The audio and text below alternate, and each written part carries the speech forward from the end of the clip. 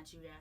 Now, it's been a lot of fire outbreak issues this past few months in the year 2019. Apart from Nigeria alone, we've had this report in other parts of the world, and here in Nigeria we have the one that happened in Onitsha. That was about a week ago, and then another one happened just about 5 days ago in the city of Lagos, talking about Balogun market, talking about, that's a very big market, and the fire doesn't come, and then you can't say, oh, there's fire burning somewhere, and then you just have that miracle of saying, oh, my things are safe. When fire outbreak happens, nothing is safe. Lives and properties are not saved. And from the report I gathered from, the fire outbreak that happened in Balogun market, a lot of properties worth millions were lost. And of course, it was not only in Balogun market. We also have the fire outbreak happened in Dosumu, here in Lagos Island. That was around also in this month. I think it was a Tuesday, or was it a Monday? So the cause of fires is, when fire outbreak happens, it's a lot of mystery. So people wonder, oh, what happened, what caused it? And then you see a lot of reports, oh, this is what happened, this is, that happened, and everything. I think more than ever before, we need to tighten our seatbelt when it comes to fire prevention issues. The fire management team of Lagos State needs to, come together, or is it the Lagos Safety Commission now? We need to find a lasting solution to these fire outbreak problems. I've not even recovered from the one that happened in Onitsha. You know how big that Onitsha market is, and the fire outbreak happened there. So these are problems. We cannot continue to look at our problems in the face. It's enough.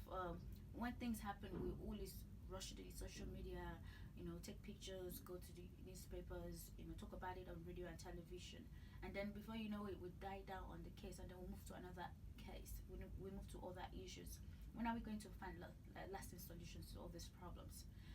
So the issue of fire outbreak in Lagos, the issue of flood in Lagos needs to be looked into. When it comes to safety, lives and property is very important. When I was coming to the studio this morning, for instance, there was flood in my estate in Ikoyi, right here, and I have to drag my trouser up to my knee because the water was getting to my knee. You can imagine what that means.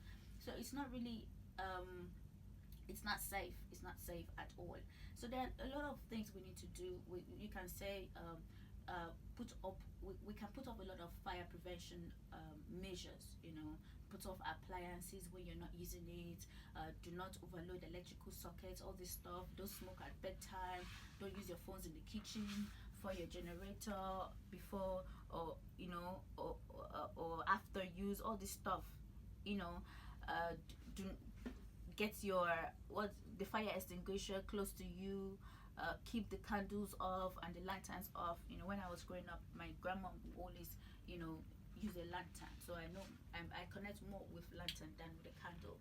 But we can put all this, we can talk about all these prevention measures, but we need to take giant steps. We need to take big steps in the issues of curbing fire outbreaks in Lagos, in our world especially, because hellfire is very bad. People always say, when you go through some very hot times, or when the sun is really hot and it's scorching, we always joke, oh, hellfire go bad, or we can do better things, we can go heaven. Do you understand? So we can't be on earth and then we're experiencing fire already. So we should not make our lives a living hell while we are alive. We should find a way to curb some of these things.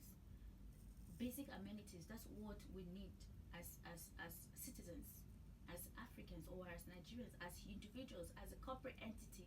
We need those safety basic amenities, good roads, safe environment, not threatened by fire or flood, all this stuff. Let's just find a lasting solution to it.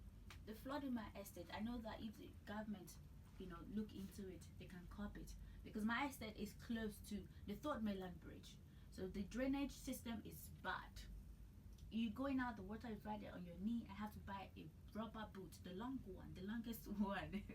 It's not funny at all, but we just have to find a way to do these things so that